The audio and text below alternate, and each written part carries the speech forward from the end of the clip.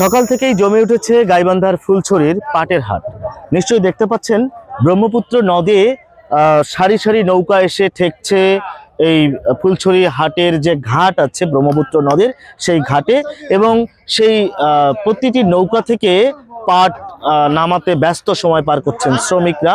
আমরা জেনেছি যে পাটের দাম গত হাটের তুলনায় কিছুটা বেড়েছে।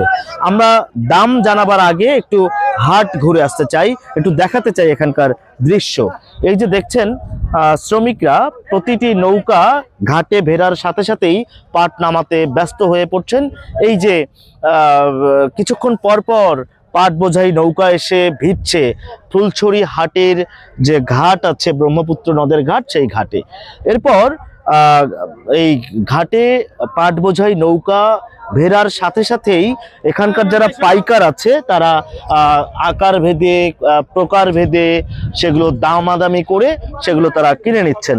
আমরা দেখছি এই যে এই ঘাটের পাশেই যে আড়তগুলো আছে, এই আড়তগুলোতে এই পাটগুলো কিন্তু নিয়ে এসে রাখা হয়। আমরা জেনেছি যে গত হাটের চেয়ে আজকের এই হাটে প্রতি মন পাটে 50 থেকে 100 টাকা পর্যন্ত দাম বেড়েছে। আড়তদার এবং পাইকার যারা তারা যেটি বলছেন যে সর্বনিম্ন 3400 টাকা থেকে 3700 টাকা পর্যন্ত প্রতি মন পাট বিক্রি হচ্ছে এই ফুলছড়ির হাটে। এই হাটটি মূলত সপ্তাহে 2 দিন বসে।